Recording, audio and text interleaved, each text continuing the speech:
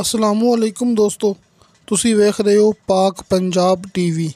ਦੋਸਤੋ ਮਾਸ਼ਾਅੱਲਾ ਅੱਜ ਮੈਂ ਤੁਹਾਡੇ ਵਾਸਤੇ 600 ਕਨਾਲ ਜ਼ਰਾਈ ਜ਼ਮੀਨ ਦੀ ਵੀਡੀਓ ਲੈ ਕੇ ਹਾਜ਼ਰ ਹੋਇਆ। ਇਨਸ਼ਾਅੱਲਾ ਉਮੀਦ ਹੈ ਕਿ ਦੋਸਤਾਂ ਨੂੰ ਇਹ ਬੜੀ ਪਸੰਦ ਆਵੇਗੀ। ਦੋਸਤੋ ਮਾਸ਼ਾਅੱਲਾ ਆਪਣੇ ਕੋਲੇ ਫਾਰਮ ਹਾਊਸ ਹੈ ਜਿਹੜਾ ਕਿ 600 ਕਨਾਲ ਦੇ ਵਿੱਚ ਬਣਿਆ ਹੋਇਆ ਹੈ। ਤਹਿਸੀਲੋ ਜ਼ਿਲ੍ਹਾ ਚਕਵਾਲ ਕੰਪਿਊਟਰਾਈਜ਼ ਰਿਕਾਰਡ ਤੇ ਇੱਕ ਮਾਲਕ ਦੇ ਨਾਮ ਤੇ ਇਹ 600 ਕਨਾਲ ਜਗ੍ਹਾ ਹੈ, ਜਿਹਦੇ ਵਿੱਚ ਮਾਸ਼ਾਅੱਲਾ ਹਰ ਕਿਸਮ ਦਾ ਬਾਗਾਤ ਭਰਾਵਾਂ ਨੂੰ ਮੌਕੇ 'ਤੇ ਮਿਲੇਗਾ ਤੇ ਪਾਣੀ ਵਾਲੇ 3-4 ਟਿਊਬਵੈੱਲ ਲੱਗੇ ਹੋਏ ਨੇ। ਦੋਸਤੋ ਪਾਣੀ ਦਾ ਮਸਲਾ ਨਹੀਂ ਹੈਗਾ ਜੀ। ਪਾਣੀ ਹਾਜੀ ਸਾਹਿਬ ਦੇ ਕਹਿਣ ਦੇ ਮੁਤਾਬਕ ਕਿ 50 ਫੁੱਟ ਤੋਂ ਬਾਅਦ ਨੀਚੇ ਬੇਸ਼ੁਮਾਰ ਪਾਣੀ ਹੈ ਕਿ ਇੰਤਹਾਈ ਸ਼ਰਤੀਆ ਮਿੱਠਾ ਵੀ ਤੇ ਬੇਸ਼ੁਮਾਰ ਕਿ ਬਹੁਤ ਜ਼ਿਆਦਾ ਪਾਣੀ ਤੁਹਾਨੂੰ ਨੀਚੇ 50 ਫੁੱਟ ਤੋਂ ਬਾਅਦ ਮਿਲੇਗਾ। ਜਿਵੇਂ ਕਿ ਭਰਾਵਾਂ ਨੂੰ ਦਿਖਾ ਰਹੇ ਹਾਂ, ਇਹ ਖੰਭੇ, ਇਹ ਬਾਗਾਤ, ਮਤਲਬ ਕਿ ਬਿਜਲੀ ਮੌਕੇ 'ਤੇ ਮੌਜੂਦ ਹੈ ਅਤੇ ਹਰ ਕਿਸਮ ਦਾ ਬਾਗਾਤ ਇਸ ਰਕਬੇ ਦੇ ਅੰਦਰ ਮੌਜੂਦ ਹੈ। ਦੋਸਤੋ ਮਾਸ਼ਾਅੱਲਾ ਇਹਦੀ ਲੋਕੇਸ਼ਨ ਬੜੀ ਬਿਹਤਰੀਨ ਹੈ ਕਿ ਇਹ ਸ਼ਹਿਰ ਤੋਂ ਸਿਰਫ 2.5 ਕਿਲੋਮੀਟਰ ਸਫ਼ਰ 'ਤੇ ਜੇ ਕਿ ਸ਼ਹਿਰ ਤੋਂ ਸਿਰਫ 2.5 ਕਿਲੋਮੀਟਰ ਸਫ਼ਰ 'ਤੇ ਇਹ ਆਪਣੇ ਕੋਲ ਰਕਬਾ ਹੈ। ਅਤੇ ਮੇਨ ਰੋਡ ਤੋਂ ਜਿਹੜਾ ਕਿ ਚਕਵਾਲ ਮੇਨ ਰੋਡ ਹੈ ਨਾ ਦੋਸਤੋ, ਮੇਨ ਰੋਡ ਤੋਂ ਸਿਰਫ ਅੱਧਾ ਕਿਲੋਮੀਟਰ ਕਿ ਇਹ ਪੱਕੀ ਗੱਲ ਹੈ।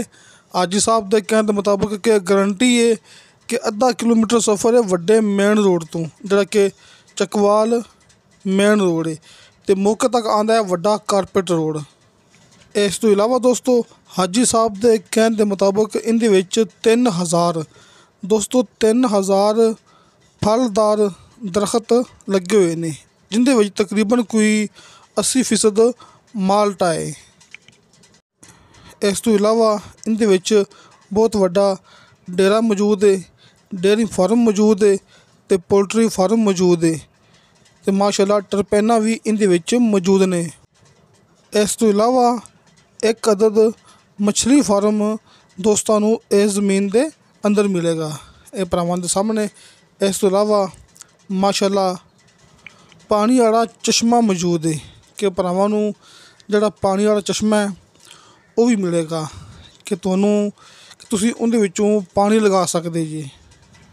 ਦੋਸਤੋ ਜਿਹੜੀ ਆਪਣੀ ਜ਼ਮੀਨ ਹੈ ਨਾ ਕਿ 600 ਕਨਾਲ ਮਤਲਬ ਕਿ 75 ਏਕੜ, ਕਿਉਂਕਿ ਆਪਣੇ ਇਲਾਕੇ 'ਚ ਗਿਣਤੀ ਹੁੰਦੀ ਹੈ ਏਕੜ ਦੀ, ਇਸ ਵਾਸਤੇ ਨਾਲ ਮੈਂ ਏਕੜ ਦੀ ਗੱਲ ਲਾਜ਼ਮੀ ਕਰਦਾ ਹੁੰਦਾ ਅਤੇ ਉਸ ਸਾਈਡ 'ਤੇ ਚਕਵਾਲ, ਰਾਵਲਪਿੰਡੀ ਇਹਨਾਂ ਇਲਾਕਿਆਂ 'ਚ ਗਿਣਤੀ ਹੁੰਦੀ ਹੈ ਕਨਾਲ ਦੀ, ਇਸ ਵਾਸਤੇ ਮੈਂ ਕਨਾਲ ਦੀ ਗੱਲ ਵੀ ਕਰਦਾ ਹੁੰਦਾ।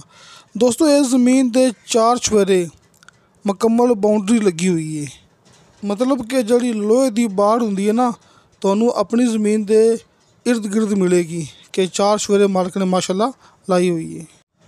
ਦੋਸਤੋ ਮੈਂ ਸਾਰੀਆਂ ਚੀਜ਼ਾਂ ਭਰਾਵਾਂ ਨੂੰ ਇਸ ਵਾਸਤੇ ਦੱਸਦਾ ਪਿਆ ਕਿ ਕੁਛ ਚੀਜ਼ਾਂ ਐਸੀਆਂ ਵੀ ਹੈਗੀਆਂ ਨੇ ਜਿਹੜੀ ਆਪਾਂ ਨੂੰ ਮੂਵੀ ਡਾਕਟਰ ਸਾਹਿਬ ਨੇ ਨਹੀਂ ਦਿੱਤੀ ਹੈਗੀ, ਜਿਹੜੀ ਕਿ ਇਸ ਜ਼ਮੀਨ ਦੇ ਅੰਦਰ ਆਪਾਂ ਨੂੰ ਮਿਲਣਗੀਆਂ ਅਤੇ ਉਹਦੀ ਵੀਡੀਓ ਆਪਣੇ ਕੋਲ ਨਹੀਂ ਹੈਗੀ। ਲਿਹਾਜ਼ਾ ਤੁਸੀਂ ਆਪਣੀ ਗੱਲ 'ਤੇ ਇਤਬਾਰ ਕਰਨਾ। ਆਪਾਂ ਸਿਰਫ ਉਹ ਗੱਲ ਕਰਦੇ ਹੁੰਦੇ ਹਾਂ ਜਿਹੜੀ ਭਰਾਵਾਂ ਨੂੰ ਮੌਕੇ 'ਤੇ ਦਿਖਾ ਸਕੀਏ। ਜਿਹੜੀ ਜ਼ਮੀਨ ਹੈਗੀ ਆਪਾਂ ਗੱਲ ਕੀਤੀ ਹੈ ਨੇ ਦੋਸਤਾਂ ਨਾਲ, ਤੁਹਾਨੂੰ ਇਹ ਮੁਕੰਮਲ ਮੌਕੇ 'ਤੇ ਮਿਲੇਗੀ। ਇਹ ਨਹੀਂ ਕਹਿਣਾ ਕਿ ਸਾਨੂੰ ਵਹਾਉਂਦੇ ਕਿ ਹੋਰ ਪਏ ਨੇ।